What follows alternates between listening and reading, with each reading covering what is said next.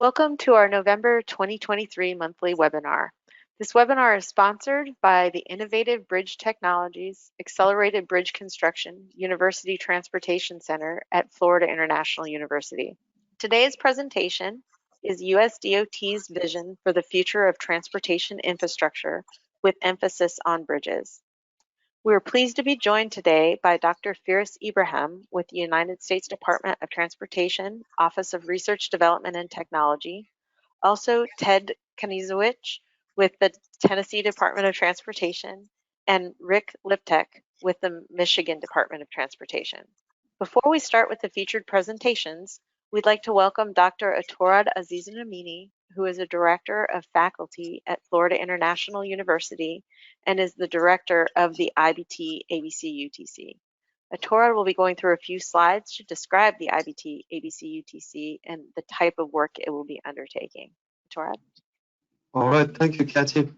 And also very warm welcome to more than 850 sites that are with us.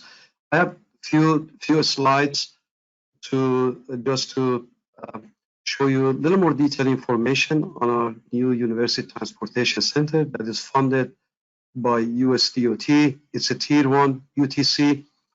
And so you have known us for Accelerated Bridge Construction University Transportation Center. The name have changed a bit. Now it's Innovative Bridge Technologies /ABC. Our partner universities, we have added a couple of new partner universities.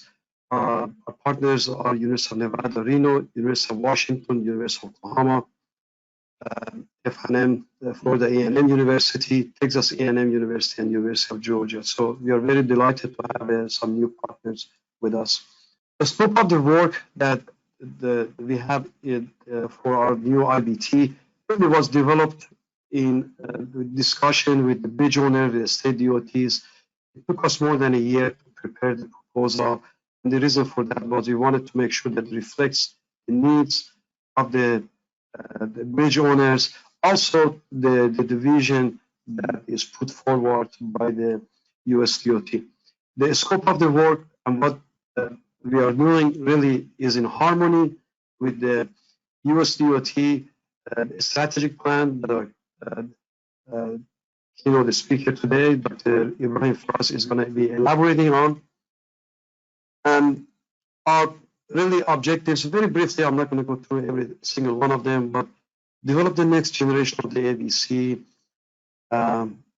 assist also to the extent that we can for the states to implement the knowledge that have been developed over the last 10 years by us and others in the ABC area, and develop technology that address the pressing issue of existing bridges. The bridge owners was very adamant that the really existing bridges are one of our main challenges. Develop really purpose-driven, transformative bridge engineering technologies and then implements them. Our technology transfer has been one of the highlights, and we're going to continue that. That's very important. Developing the next generation of the workforce development and the leadership.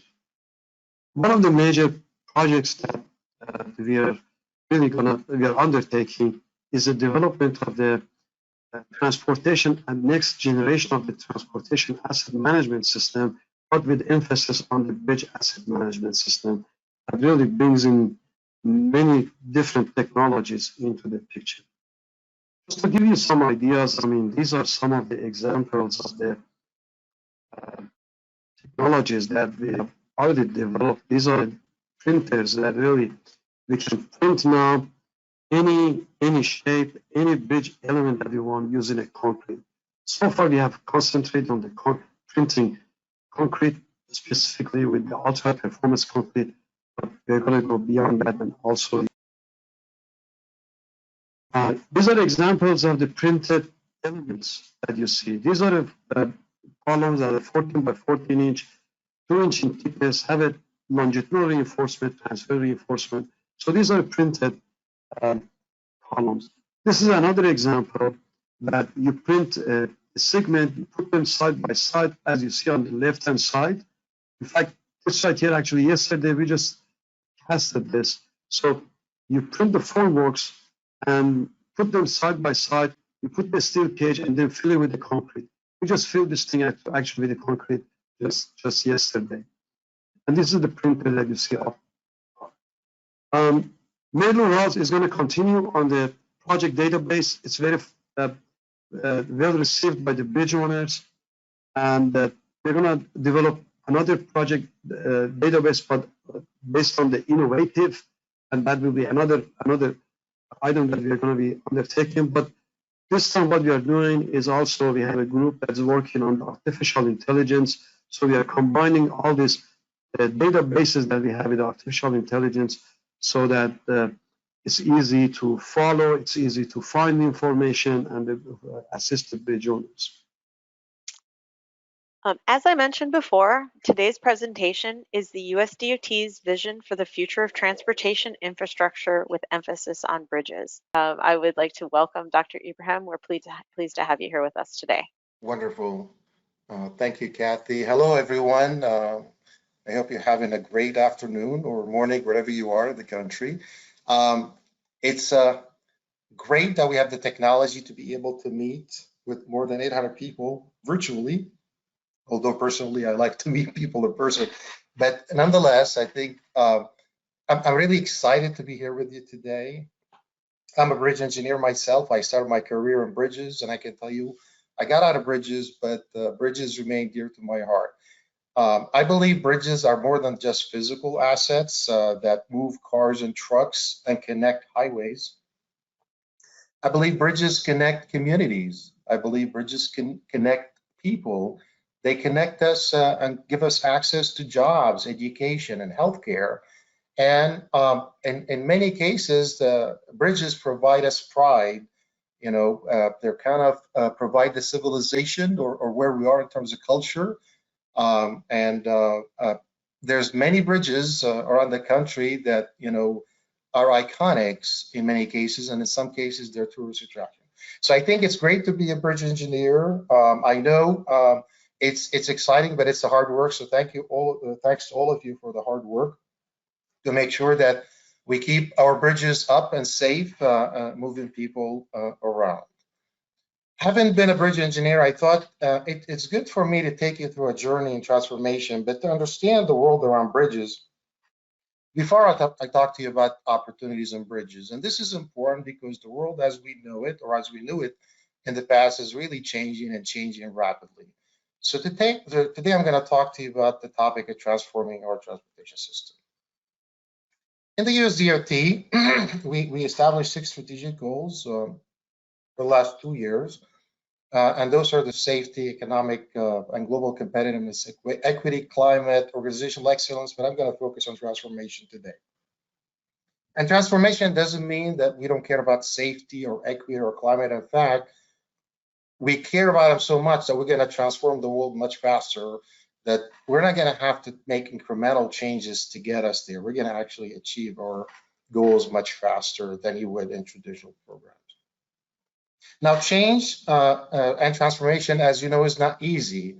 Whenever there's a change, people get comfortable, but most importantly, there are new things and challenges that we're not used to. So, for example, if an authority, transit authority, want to buy buses, they got, let's say, money to buy buses, and they want to green the transportation, at least in their authority, by 2050. It's not as easy just go and buy buses and let them run around. There's a lot of challenges they have to think through. Not only where the funds going to come from to initially purchase them, to maintain them, but also, especially with electric buses, how are they going to be charged? Are they going to charge a lot along the route? Are they going to go back to a station? Which means we need to understand every bus's service hour and the routing. And most importantly, do we have the workforce in the transit authority to actually be able to understand electric buses, to operate electric buses, and also to maintain them? If we have mechanics, do we have electricians nowadays to actually deal with these buses? So as you can see, change is not easy, but also it takes us a lot of, it introduces a lot of challenges for us to think about. But I know we can do it. Like in anything in bridges, we always get together with the best and brightest. We can get with our partners. So between the feds, the states, local government, the universities, and other partners as well, the private sector, I know we can conquer all these challenges to undergo transformation. So I'm going to take you through time travel opportunity in here. Let's say if you're able to time travel 3 centuries into the past and sit down with Isaac Newton, but somehow move Leonardo da Vinci from 5 centuries ago to sit in the same room with you and Isaac Newton. And as smart as they are, and as visionary as they are, I bet if you all start talking about the future of transportation, I bet you cannot imagine the form of transportation that we have today. Now, you can see from the drawings in there that, well, some of them, Leonardo figured out airplanes in a way, but could not figure out the rest of transportations. So it's really transportation not only is difficult, but it's also difficult to predict. Now, we've experienced transformation in the past, so it's not our first journey. For example, in the 70s, when the computers came, when the computer came in the 70s, became a household items in the 90s, it helps us really move from analog application to digital application. That was really interestingly, because it helped us really become more productive. But when you combine that with the internet, computers and the internet, we all of a sudden have the boom of e-commerce. We have multi-billion and trillion-dollar corporation. And of course, we can do remote work. During COVID, we found that very valuable, and we can meet virtually like today. So that is what I call fascinating. And somehow, okay.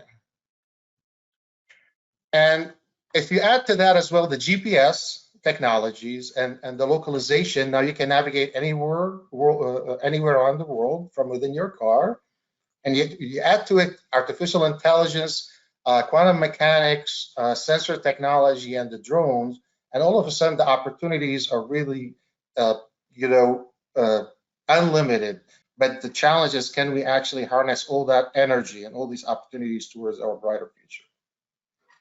Electric cars are not new to the market. In fact, they were invented more than a century ago, but it took a lot of advanced technologies to get us there. You see them on the road today, a lot of people buying electric cars, but we're not done with the challenges. We need to conquer how we charge them, inductive charging, wireless charging, or even if it's wire charging, can we go through fast level charging? Because you're bridge engineers, I asked AI to produce a nice picture for you on the top left to show you what a future bridge might look like with electric cars, automated vehicles, drones as well. So another journey we're going through today is the automated vehicle journey. It also took decades to get us to where we are today, where you see them on the road in a demonstration, but really limited capacity. We have still a lot to learn in there. And automated vehicles are nothing new. In fact, for us bridge engineers, if you look at all the technologies that make up the anatomy of an automated vehicle, like on the left, the sensing, we use all these technologies in bridge inspection today. We use in the robotic, the sensor fusion and the object classification to figure out cracks in concrete, right? But we use the perception, the reasoning, and the Internet of Things so we can actually control the vehicle. And our goal is to make him as safe initially as human driver, but eventually to make him safer than human driver. So technology is moving at exponential speed, and that creates a lot of challenges. But if you move from the horse and carriage to the engine, to the horseless carriage, to the engineless carriage, to the driverless carriage, and which is the driverless automated vehicle, and potentially now we have commercial companies that are talking about flying cars. Do you see the similarity in here? The similarity to an exponential evolution, but also the similarity to metamorphosis. So I think we're at the really cusp of something really big in transportation.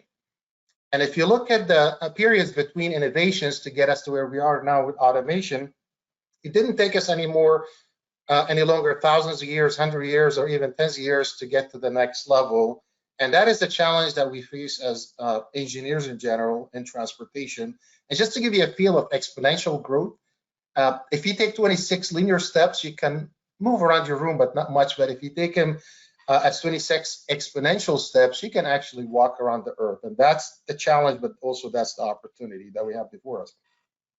So what we believe is that over the next 2 decades, you're going to see more change in transportation that we've seen over a long time. But that's the opportunity where we can invent and build how people move themselves and from where they want to be to where they want to go, but not just people, but goods for the people.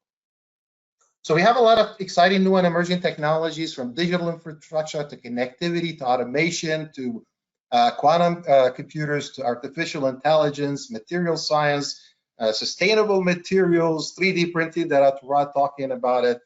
And the question is, you know, gosh, that's a lot. How do we handle all these changes? But I think we can, and we really have to figure out what the future looks like so we can build towards that. And I ask AI to generate a picture with certain cues in here, and that gives us a picture of a digital bridge. So the bridge is no longer an animate object, but rather is actually full of sensors that can help us with structural health monitoring, for example, that can communicate to drivers, that can actually communicate the health of a bridge, et cetera, et cetera. But we have an amazing opportunity to shape our view for a brighter future, to align all of this development evolution to align with our values. You can go through different scenarios in transportation. All of us, when we travel at the airport, at the bottom left, you see are stuck in lines, but why? We have today the technology to actually have everything from your phone. Things can be read remotely, can go through security because you're vetted. Robotics can actually take your luggage and you can go wait for your plane. And in the near future, not too distant future, which is over the horizon, you can actually take an electrical takeoff taxis to get around in major cities as well. So in bridges, you know, they're getting older, as we all know. The majority of bridges are very old. They have a lot of traffic, increasing loads, increasing demands in terms of deteriorating material, but also the multi-hazards, climate change, that all creates a lot of challenges, but also a lot of opportunities. So we really have to hone in into what's around the corner and over the horizon for bridges. Here I put in just some examples from sensor technology, be it structural, weather sensor, high strength, lightweight composite, to 3D printing, additive manufacturing, circular design material that's self-aware, self-report, but also self-healing. Some RDTCs are working on material that's shaped memory. And in the future, you're going to see smart programmable materials. So there's tremendous opportunities before us. And it's great that we have an opportunity like this so you can start thinking. Some of them are not ready for you to incorporate immediately in design, but you need to be aware so we can adjust and build that future together. Another opportunities that we have, and this is for bridges, but for everything else, as you know, inspection data, we have tons of inspection data, we have tons of maintenance data, and now we're going into digital plans, digital construction. Atarat talked about asset management. All this data, luckily with computers and AI, we have tremendous opportunity to be able to accelerate what we couldn't do as human beings, because the machine is there to help us get into the dark data and figure out correlation that we didn't know exist, but most importantly, have generative AI that can actually design bridges for us, build bridges for us, construct bridges for us, and do also asset management for us, all with the human intervention and supervision. So I'm going to step out of this, talk about the system. Today we have a combination of systems, being surface, aviation, space. They don't communicate with each other. They're sitting next to each other, but they're really segregated. But as you're going into the future, what you're going to find, it's actually integrated, connected, intelligent, interoperable, and if we do it right, it'll be resilient. But basically, there are no more silos in the system. The digital infrastructure and connectivity will take center stage, and basically, it's going to be a network of networks connecting a system of systems, where the data basically going to be the blood throwing through the system of the system of systems. So we have the text, we have you all, we have the infrastructure. What's missing to get us there? What's missing is for us to look at what we do through a different lens, to say, how can we do our job differently, incorporating what we know is ready to be implemented in terms of technology. So these webinars are extremely important for you to be aware of what's coming, what it is that you can talk to your clients about, or what it is that we really need to research if you're in the research field to actually make it at the higher TR level to make it into transportation.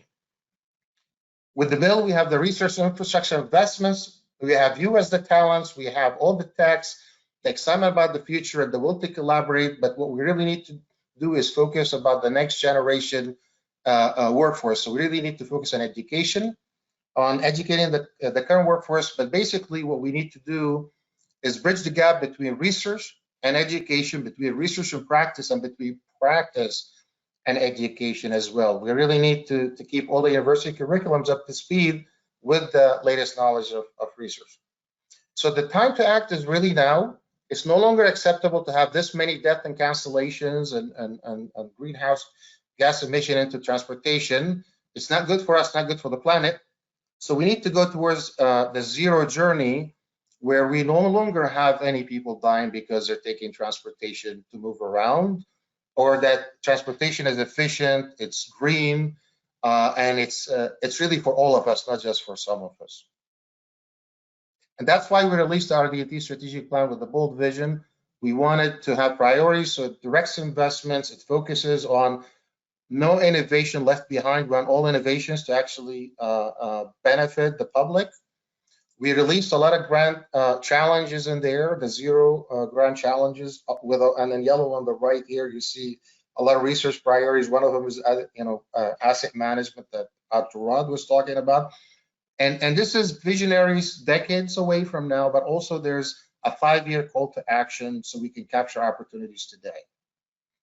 We have exciting programs in terms of funding to implement the plans, such as the UTC program, which is FIU is one of the great UTCs that we have. We have the opportunity to create a new agency, which is the Advanced Research Project Agency for Infrastructure, the SMART programs to bring high-end technologies into the market, but also many other programs within the DOT. We recently awarded 34 new center. We're about to award the 35th center as well. And on the left there, you see the breakdown by topic, but also by the number of center. It's really a great program to create the future, but to educate the next generation of workforce development as well. And these UTCs like FIU and others, and I know some of the UTCs are on here, they're tremendously talented. So thanks to all the faculty, staff, and everybody that's a partner with these UTCs, from state, local governments, private investors as well. They created everything from bendable concrete to 3D printing of bridges to AI that can actually optimize traffic, that avoids fatalities, that can test autonomous vehicles in augmented reality, so we don't put the public at risk as we're testing automated vehicles, to actually have circular economy, all the wastes, put them in concrete and actually make concrete better as well. So I'm going to tell you what a great colleague and one of the directors of the UTCs had told me last night. And what she said is, we are really privileged to be in transportation today. And it's not an exact quote, but it's close. And every day we do something, we're actually affecting positively people's lives. I hope you're excited as I am about being a transportation professional, but we need all of you, we need all your thoughts in terms of how we can maintain our bridges, build new bridges, but with the mind that we need to build them for today, but we need them to last for generations to come. We need to be flexible and adaptable so we can actually, whatever we invest in today doesn't become an obsolete asset 10, 20 years down the road. Thank you for your attention. I look forward to listening to other speakers and to answer any questions you may have later. Back to you, Kathy. Thank you, Dr. Ibrahim. That was fascinating. Thank you very much for all that great information. I love the idea of the data as the lifeblood. It's just become so apparent, so many ways to collect data and bring it to the networks. So thank you. Now I would like to welcome Ted Kniazewycz. Thank you. I appreciate the opportunity to share some brief remarks today. I want to touch on TDOT's history in bridge design and management, as it's always good for one to look back and learn from what has worked in the past to help plan your path forward on what you can improve on in the future. I'll then share some insight on how TDOT currently manages our bridge assets. And finally, I will talk about the areas of opportunity we see going forward in our managing of our assets. Tennessee's view of transportation network is somewhat unique from several perspectives. Being one of the few pay-as-you-go states, we manage our transportation system without any debt. This can be challenging at times, but thus far, from a bridges and structures perspective, we have been able to keep the deck area of our poor bridges below a 5% standard, a I say that with Tennessee having a total inventory of over 20,000 bridges with an average age of 48 years. Tennessee is also a very diverse state with respect to population and the natural environment. Tennessee's population is about equally split between rural communities like Bell Buckle in Middle Tennessee and Nutbush in West Tennessee, to the larger urban centers like Knoxville in East Tennessee and Nashville, the state capital. We are committed to improve our transportation network for both sectors. We provide targeted investments in our transportation network in our rural distressed counties to successfully facilitate economic investments and job growth. To address congestion in our rapidly expanding urban centers, we utilize many new lane management technologies and other innovative practices. Environmentally, the state varies from the Great Smoky Mountains with the Blue Ridge Parkway and Lookout Mountain in the eastern reaches of the state to the delta of the Mississippi River in Memphis, where it is over 2,000 feet to bedrock, and the natural phenomenon known as Reelfoot Lake, which was caused by the Great New Madrid earthquake of 1812 when the Mississippi River flowed backwards in the western part of the state. Of course, you could have a project in between these areas and have other unique problems, including karst geography. These extremes in the natural environment provide our bridge design engineers challenges from difficult foundation conditions to complex seismic design considerations. Since the 1970s, TDOT's bridge design philosophy has centered around continuity, with jointless bridges routinely up to 800 feet for concrete structures and up to 400 feet for steel structures. Since those early days, we have even pushed those length limits to over 1,100 feet with no expansion joints for some concrete structures. We have also designed bridges, both concrete and steel, with a total length over 2,000 feet with only joints at the abutments.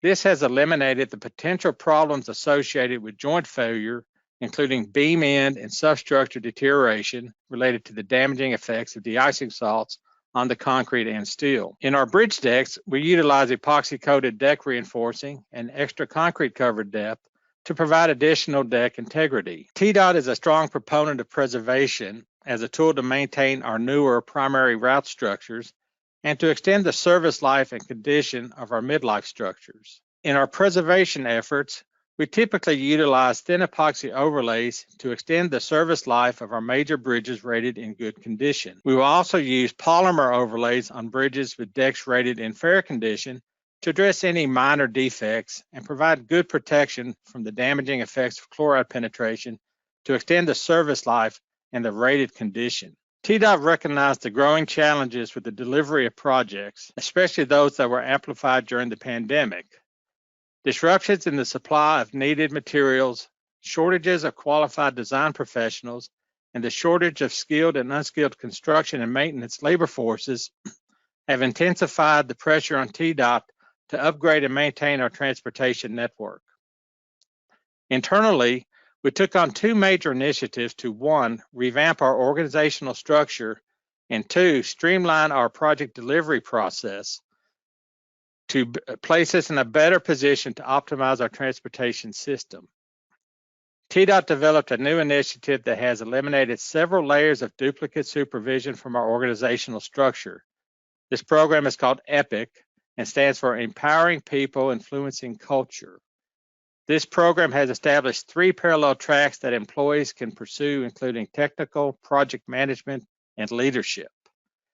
This has provided career growth to staff in technical fields without the added requirement to supervise others to advance professionally.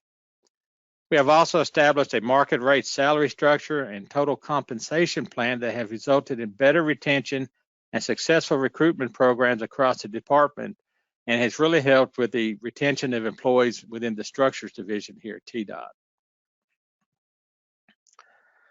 In our current project delivery environment, there is pressure from all sides to minimize impact to the traveling public from a user cost perspective, while also considering both driver and worker safety.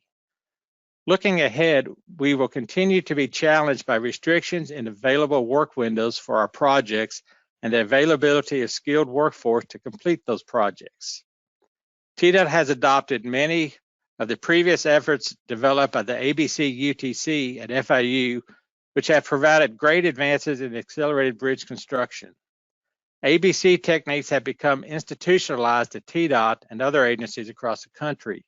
The tools that ABC have brought to the bridge construction industry have been game changers, such that TDOT's routine practice of bridge replacements in a single weekend have been widely accepted by the contracting community, such that we can use conventional design, bid, build, or various alternate delivery methods to deliver projects with minimal impact to the traveling public, along with favorable construction cost. These tools have also provided TDOT exceptional public support in our efforts to maintain our bridge assets and garner additional state funds to deliver even more projects and improve the overall condition of our bridge assets. The state legislature recently passed the Governor's Transportation Modernization Act, or TMA, to address the continued challenges with maintaining our transportation assets. The influx of $3.3 billion will allow TDOT to implement our two initiatives and accelerate the delivery of our projects and our programs. In summary, TDOT will continue with their EPIC initiatives with filling in the remaining vacancies over the next few months. This will ensure the success of the implementation of the new TMA legislation. TDOT is also focused on state-sponsored research that is evaluating new materials that will provide longevity to our bridge assets and overall better long-term resiliency in our efforts to extend bridge service life. We are also eager to continue our backing and active participation with the efforts of the IBT, ABC, UTC to support their work with new construction methods and efficiencies that take advantage of additive manufacturing technologies for concrete, metals, and other composites and other technologies yet to be developed. We think that this will be the future path forward in bridge construction and bridge asset management with the goal of 100 years or more of service life. Finally, TDOT believes that these efforts align well with the current USDOT strategic plan. TDOT looks forward to exploring and engaging in many of the new technologies, advances, and opportunities that Firas discussed in his presentation. TDOT expects to remain an industry leader in the delivery and operation of a multimodal transportation network that will support the continued economic growth in our state and meet the challenges yet to come in the future. Thank you, and I will turn it over to Kathy. Thank you, Ted. Boy, it sounds like there's a lot of really great stuff going on at TDOT. That time-lapse photography was wonderful.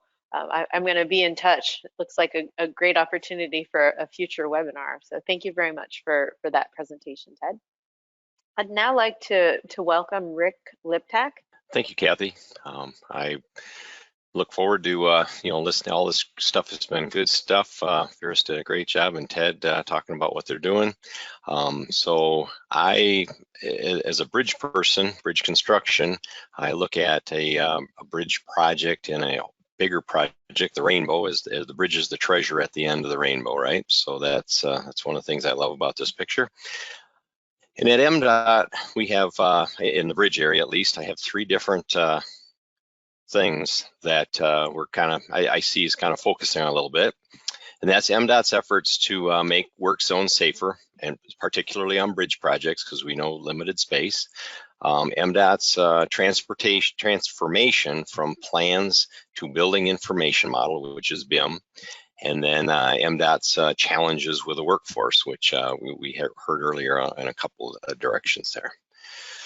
So on a work zone level, in the past, if you look at what we've done for worker safety, years ago, it wasn't uncommon to have people working way up in the air and not being tied off. And what we look at now and go, oh my gosh. Well, now we've got, we've made a lot of advancements in PPE from safety as far as being able to see people and protect people, keep people from falling off areas, fall protection, things like that, because equipment can be replaced and people cannot. And that's a big thing. And I know at the top of one of Firas's first slides, you see safety as a bubble there. And the first thing that we think of in transportation is that the traveling public, right? And that is a very important piece. But also we need to keep in mind the safety of all the people that work on the highway system between maintenance and construction and stuff like that when they're out there every day. So recently in Michigan, our governor signed into law some legislation that had been passed through about requiring Michigan MDOT to place barrier between traffic and the traveling public, make improvements with worker safety. A number of our contractors have purchased and are purchasing safety devices so their workforce is protected from the traveling public. I also think, like in Firas's presentation, he talked about all the interconnectivity, which MDOT is very active in, not necessarily in my bridge area, but in the overall MDOT as far as working with the auto industry and all the interconnectivity of the vehicles with the surroundings, and that also will improve our safety in the work zones and when they're going down the traveled way or the roadway. Our contractors too we're very conscious of protecting our work zones, like this in the lower left corner there, impact attenuator. This truck got hit, 150 feet ahead of this truck. There was a workforce working on the side of a bridge there, and if the truck with the impact attenuator hadn't been there, who knows what would have happened. So those types of things are just something that's really good, but we have to stay focused on it and put a lot of emphasis on it to keep our work zones safe.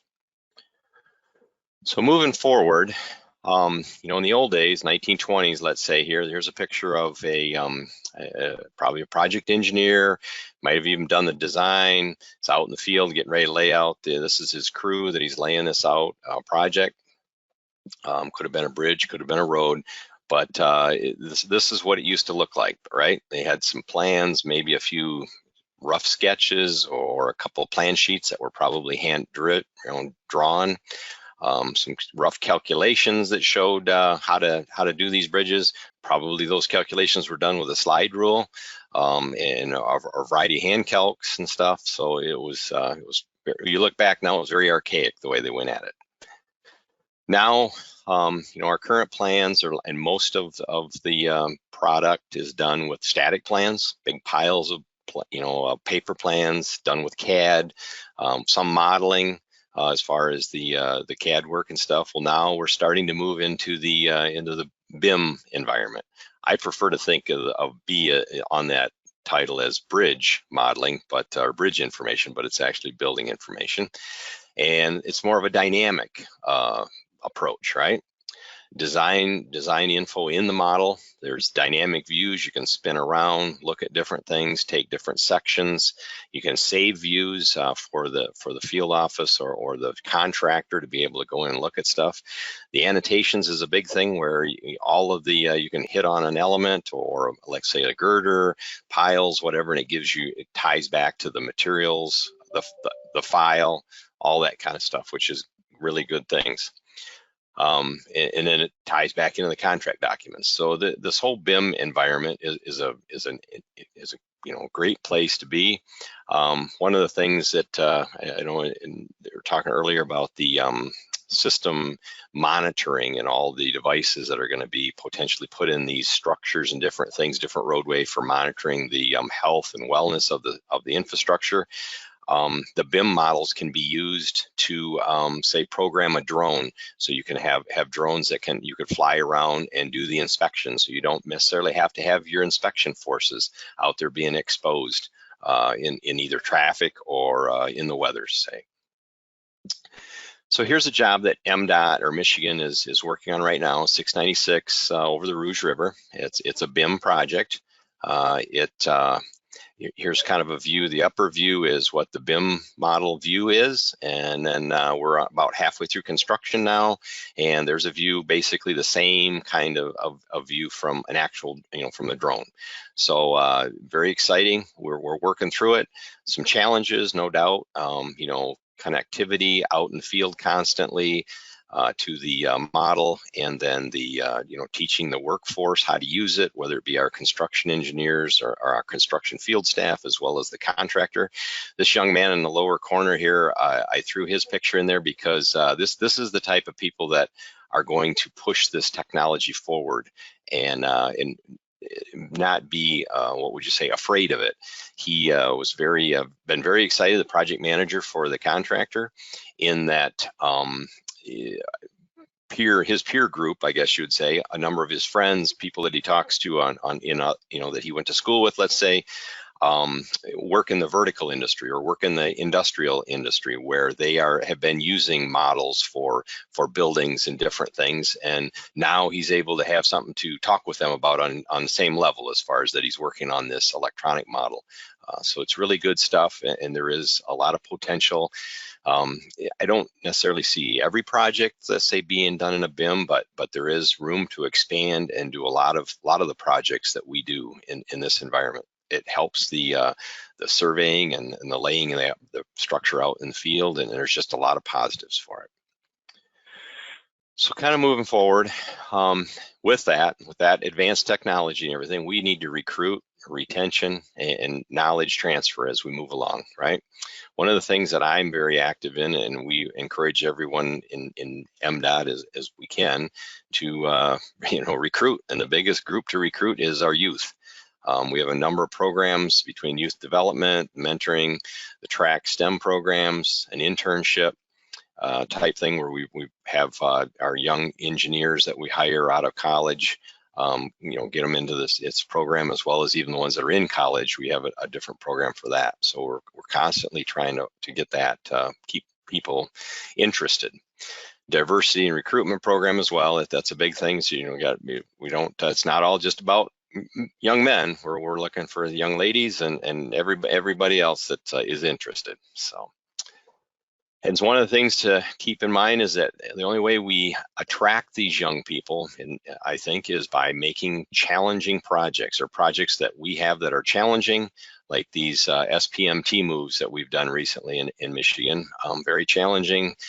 We used the ABC method to accelerate, get these bridges over the freeway, or get them over and get the railroad tracks back in, some different things that it just makes a lot of an interesting project, and makes people want to be involved. And I think that's from the younger, they love the computers, they love all that new challenging stuff, and that's what we need to work on. So we had some studies done here in Michigan looking at the dynamics, or the demographics of who's going to college and who's doing what. And as you can see from this chart, a lot of people in business management is right at the top. You work your way down engineering, and that engineering that I have circled there is all of engineering, not necessarily civil, let's say, or an area of engineering that we're interested in, helping us with the transportation system.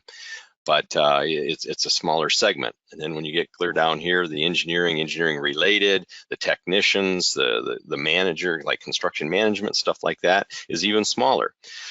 Well, in Michigan, in year of 22, we graduated, the number looks like 262 engineers, civil engineers.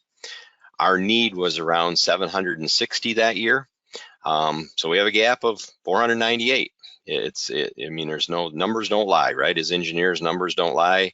And we have a gap that we need to figure out how to fill, and get more people interested in civil engineering. And some of the stuff that, all the vision that Firas had out there, all that all that interaction, all of that futuristic stuff, I think is something that really needs to be advertised and pushed to this younger generation to get them interested in the civil infrastructure type field. Because, as we know, everything that's built out there there's a certain amount of people that have to go out in the field and do things. And I don't know a lot of people that want to work all night. I don't know a lot of people that want to float around on a barge out in the middle of a river trying to pick up girders and putting bridges in place. It's a challenging work environment. Working on a bridge in January and over a river to get it open it's not for the faint of heart when it comes to, and it's hard to recruit people on the contractor side that we rely on severely. We can only do so much engineering, but if it doesn't get built, it's not going to do us any good. So we need a solid, large construction force to get this done, and that is they're having trouble finding people to do that work like this, who being up on top of a big bolted splice, or standing in a basket for hours putting bolts together, trying to bring those girders together, standing on a bridge deck, beating with the jackhammer in the middle of the winter of all things. It's not necessarily that enjoyable, but it's good work, and it pays well. So. But the challenging projects like the Gordie Howe that we're currently working on, or that's being built down between Detroit and Windsor, or Ontario, there is a great example of a large, complex project that should attract, and we should use that to attract young, skilled labor. It takes a lot of people to put up a bridge like this. This was just a few weeks ago where it's at, and it takes a lot of people to get a bridge even to this point, let alone complete it. So conclusions, MDOT has made a lot of progress in the work zone area. We're still there. There's no what would you say? You just got to keep pushing forward and try to make it safer and safer all the time, and that's what we're doing. We're working on the BIM front, on the modeling stuff. I don't see any, no end in sight of bringing more and more of that into the environment and into the fray. And then obviously the efforts to workforce recruitment is a continuous effort, and that is not gonna stop. So, and my last thing here, just with that picture, is that when you think you're having a bad day, there's always somebody that's having a day that's probably going a little bit not as good. So, okay, thank you, Rick, and thank you, Firas and Ted. We do have some questions. I think we can get everybody on board with the pictures, and we'll try and get into the questions. Okay, Rick, you can come back. Okay, good.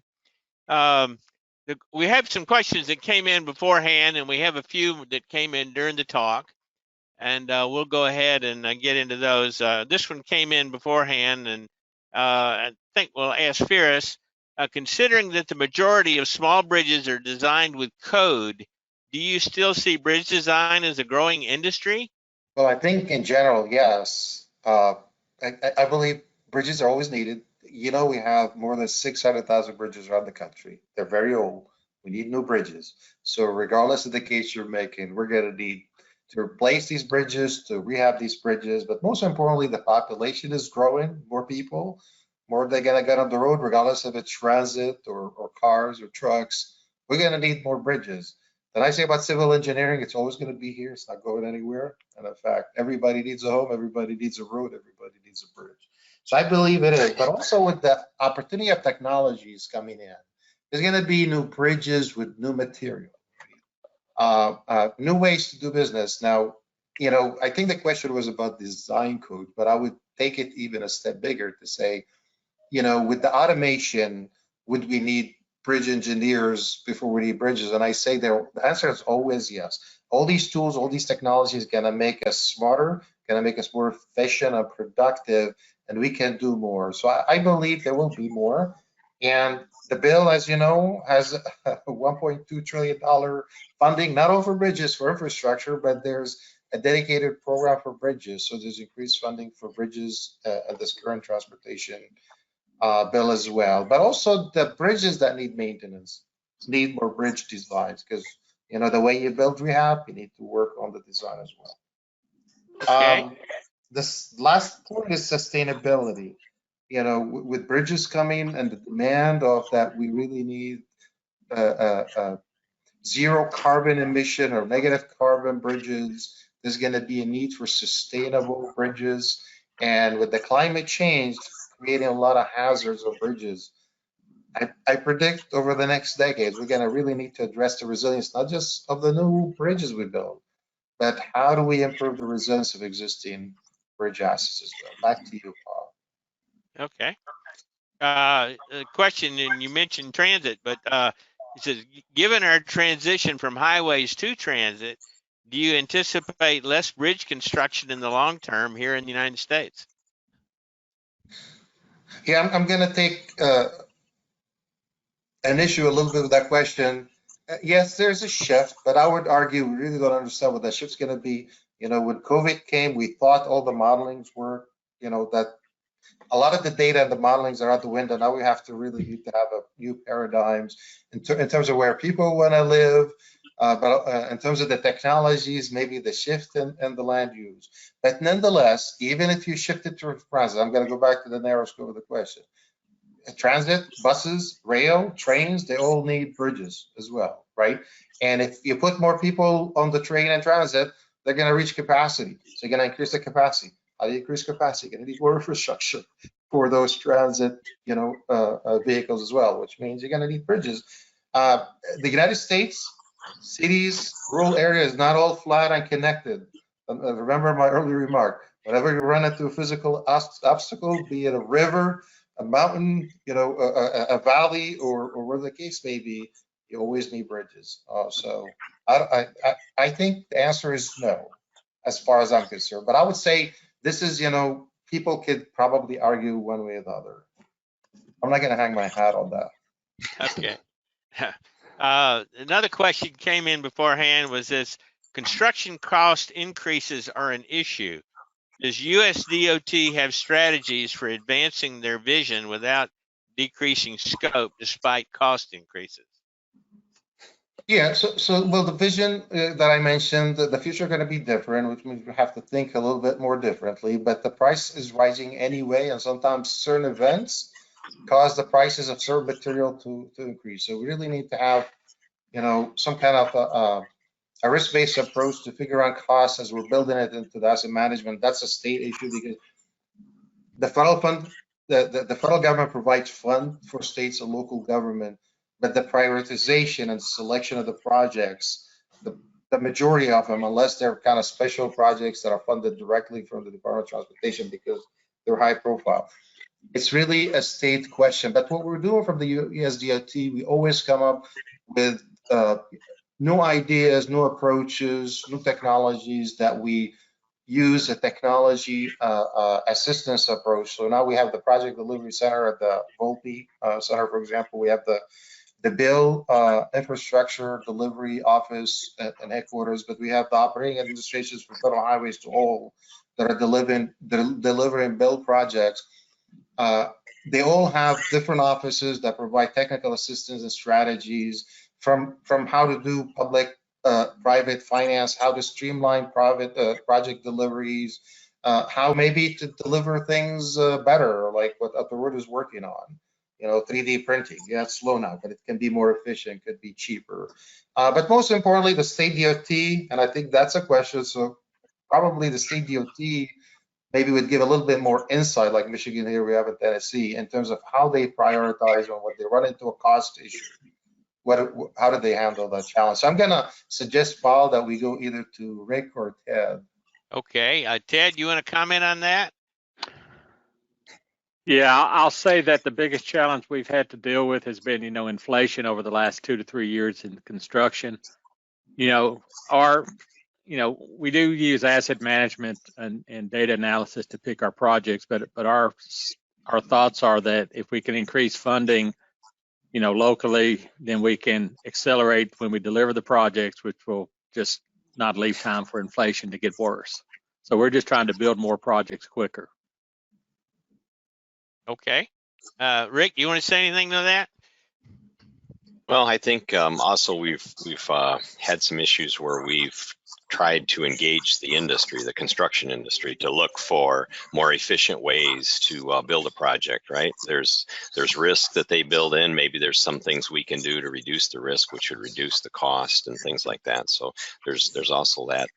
Here's one that came in beforehand. How might structural, Firas, you might think on this one, how might structural health monitoring of bridges fit into the future?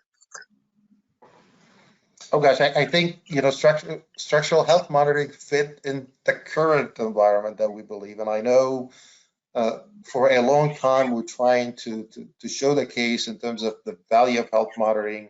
So as we're learning more, we really need to have a widespread use of structural health monitoring, especially now with all the new technologies. If you think of AI, it's a new toy or a new approach. It's really not. It was actually coined back in 1956. And it was developed, but the problem was we didn't have enough computers or the technology and the sensors that we need. Today, we have an amazing volume of new sensors, new approaches to actually, and cheaper to build up front-end bridges or maybe put them on bridges, not only to monitor the health of the bridge, but actually tell us other things, such as the weather, the traffic on it, not for the purpose of structural engineer figuring out if the bridge is deficient or if there's an oversized truck or heavier truck, but also to inform the bigger network in terms of how traffic is moving. If there's a problem, it can tell Amazon, hey, route your delivery vehicles in a different route as well. So the future is amazing. And I think structural health monitoring, I would call it a bridge or smart bridges that have sensors, not just for structural health, but for other benefits as well. I think there's going to be a big market for it, and we're going to see an increase as we go forward. But we need education on that.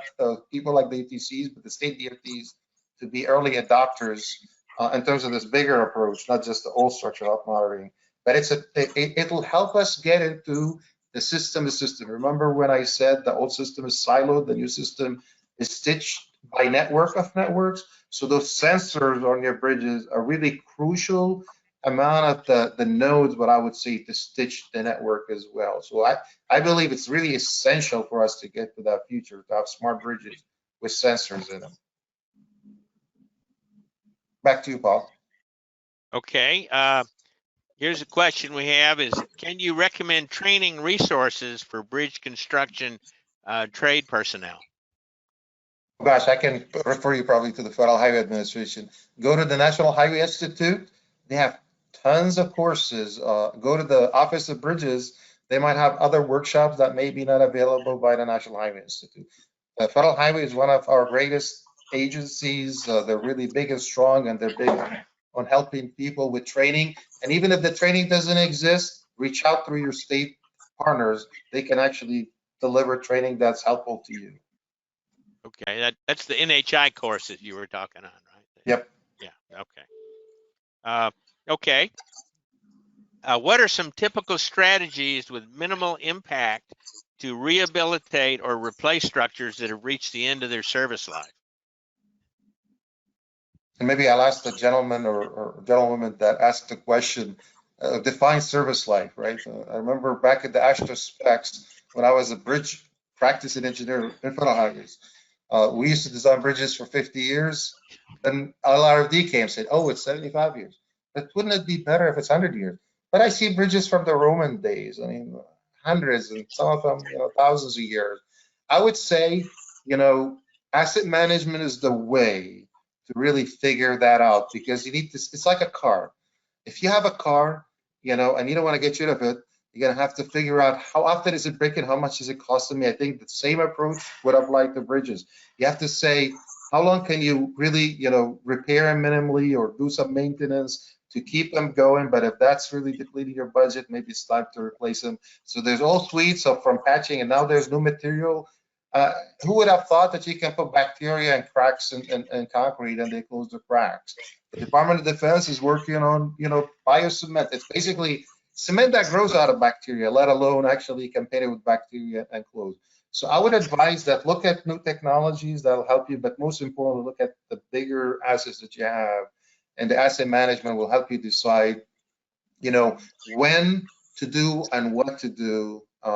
So that will tell you the time and also the action that you can take. Okay.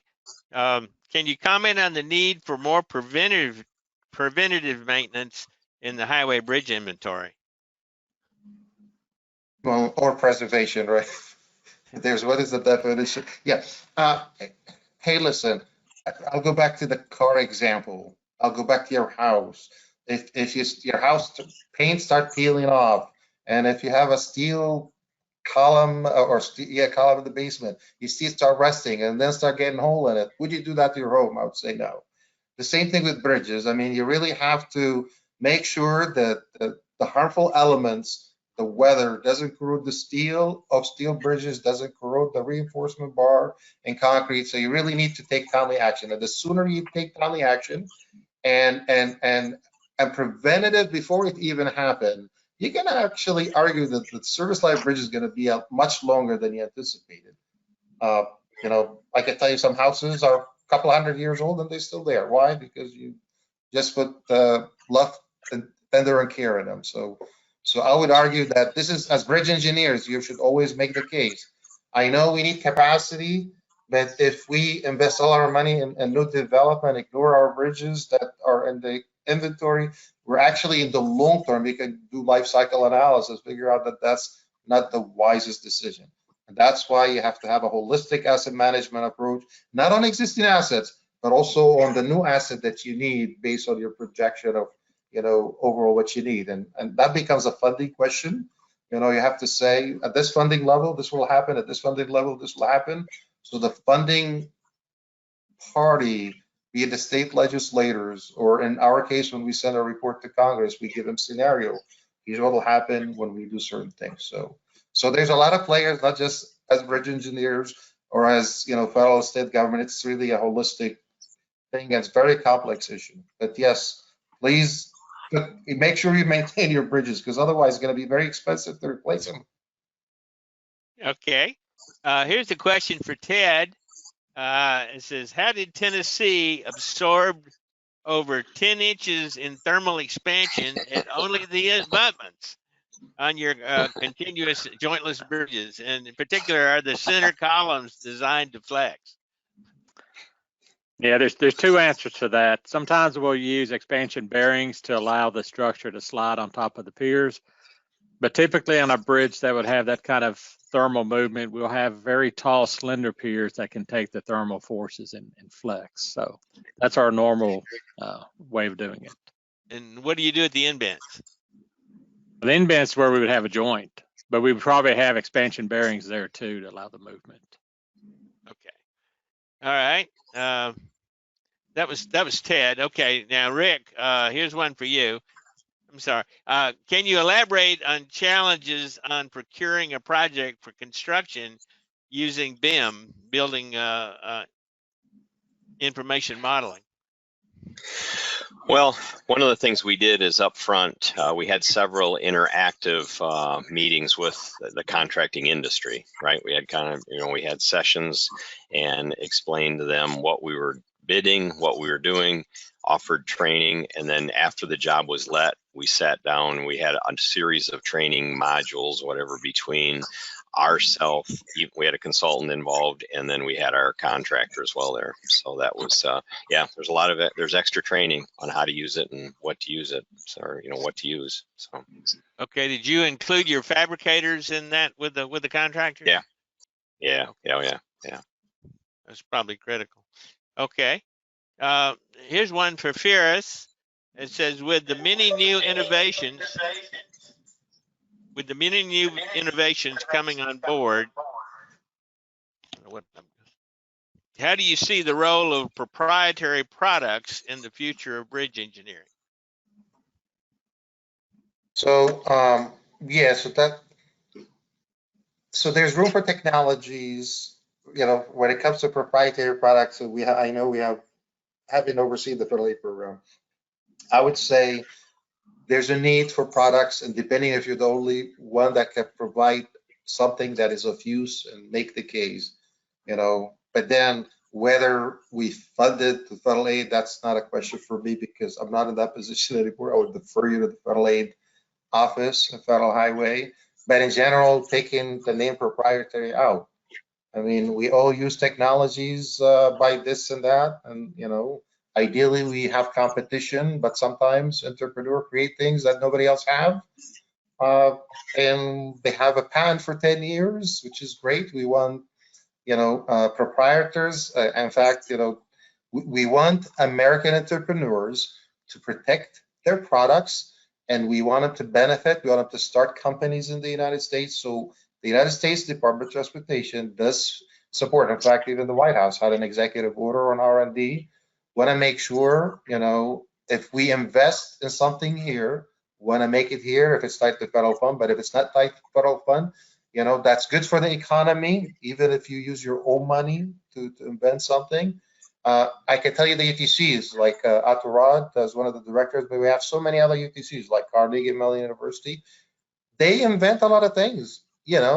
We tell them go patents and they start companies. When we encourage them to start companies, so we do support the private sector. We want America to strive. We want it to compete globally as well. So, and it's good not only for our national economy, but it's good for our national security as well. Back to Okay. you, Paul. All right. And Firas, here's one that said, has anything been done with AI in bridge related? And where do you think AI would be involved in the bridge industry? So Artificial intelligence. yes. So I can tell you we have universities right now they're looking into AIs and ways to use it. In fact, I collected some use cases. But I can tell you they're looking at things, for example, to monitor the slopes, to get data, to have AI that'll actually, tell them if there's a problem. But in general, I know me and Atarod had a question on generative AI because he's thinking about using, and I don't know, is that okay, Atarod, to comment on what you're working on right now? But I think it's public. But he's working on, let's say, with all the data that we have, but it's not public, can we figure out how to get the data for bridges, while we're protecting whatever, responsibly use that data? Why can't a bridge engineer, when I design a bridge somewhere, say, well, what's the best bridge material or type to use in here? The TSNL thing that you used to do, that all you do is you run different things. If it's steel state versus concrete state, or if you're not, you try both, try different types and span to figure out what's, most economical.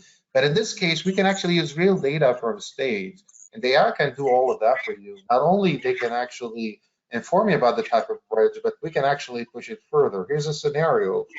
You can have drones actually sensor, LiDARs, figure out the topography.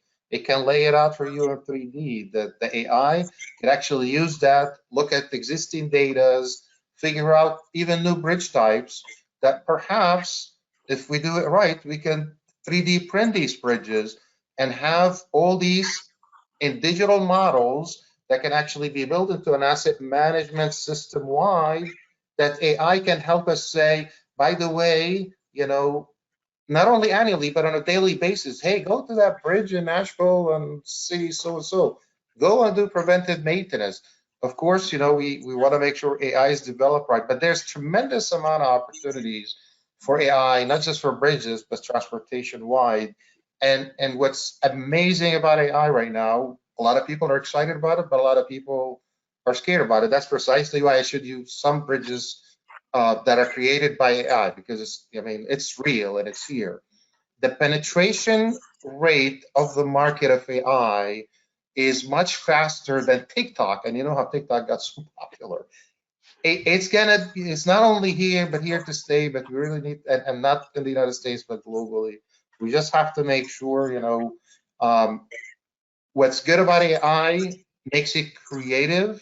It also makes it dangerous as well. So we need to balance, the opportunities and risk. But I encourage you, and in fact, from the USDOT perspective, we encourage people to use AI to promote innovation, but at the same time, we need to guard against the risks of it as well. Okay, let me get a couple more here. How will roads and highways keep pace with electrification for charging cars as they drive down the road? Any thoughts on that? Yeah, and I think if you go back, if you remember the slide, how it took like more than 120 years to get the electric cars here, and in the bill there were several $1 billion to work with the state so they can have, charging stations, networks, so they can figure out where to put them. We had a joint office that helped with that as well. And different manufacturers says we're not going to produce regular cars anymore. It's all going to be electric. So we are working with our state, local partners, with the Department of Energy to try to figure all that out. But right now, we're trying to figure out the hardcore infrastructure that you can get your car and charge it. I think the next challenge is how can we make all cars have fast chargers? Because, you know, if you want to have a 600-mile trip, you know, you have to worry about how long does it take to charge. But the Department of Energy has tremendous amount of innovations in this space, not only for wireless charging, but even, you know, as you're driving, if you don't have enough electricity in your car, you know, can you get it from somewhere else? As you know, it's kind of not just sell electricity, but buy electricity as you drive. So the amount of changes you're going to see in this space is tremendous in terms of wireless charging. Okay. Here's a final one, and I'm going to turn it over to Torrid. Has any research been done on changing vehicle dimensions, like a 3-foot wide single passenger vehicle to allow 2 vehicles in 1 lane? I'm not aware of that, but I can tell you, you know, especially with autonomous vehicle, there's a lot of debate. If you don't have a person in the car and can use smaller cars, and I'm really not aware, but I can have my office look into that to see if, you know, some people looked into that. Okay, Torrid, I'm going to go ahead and turn it over to you. We're pretty well out of time, but you may have another question you want to ask. No, I think you asked most of the questions. I think there's one question that Firas maybe answered. There was a question that asked that are there any opportunities for the private sector to get involved in the conducting research type work, futuristic, that will help the transportation industry? Okay, yeah, no, that's a great question. We actually, the way we set up, for example, the University Transportation Center program is, and Congress, of course, set it up, you know, but there's a match, a significant amount of match in there beyond your typical, if you're familiar with bridges and highways, like 80-20, significant match. Sometimes it's 50 cents on the dollar, sometimes it's $1 on the dollar. I know Atchirad had both centers, you know, from the Rust bill and the new bill. But the reason being, because we want to make sure if we invent and research that it's going to be used, and who best to actually decide that is really the people that are going to use it at the end, be it state governments or some cases the private sector. So I'm aware of many private sectors that actually partner with the UTCs. You know, we want the UTCs to be successful, not just because we're giving them 100 million a year, but the 100 million is really kind of seed money to bring in many, many more hundreds of million a year to the UTC. So that's something that, yes, and if you're in the private sector, you know, investor, talk to the UTCs. We do encourage that. All right. Thank you, Firas. It was an excellent presentation. I think it was very timely. And as you said, these are a really exciting time to be in the transportation industry, because there are so many new things that are taking place that are just amazing, and you can feel and sense that the mindset of the bridge engineers, transportation professionals are changing so rapidly, and I think your presentation was excellent, really, to very good way to further that the changing in the mindset that we need in order to really implement all that. So thanks to Dr. Ibrahim Frost, someone that I consider a visionary and outside the box thinker, to share the USDOT's the vision for the generations to come. So on that note, we will conclude our webinar today, and hope to have you with us again for our next monthly webinar. So until then, so long and have a great day.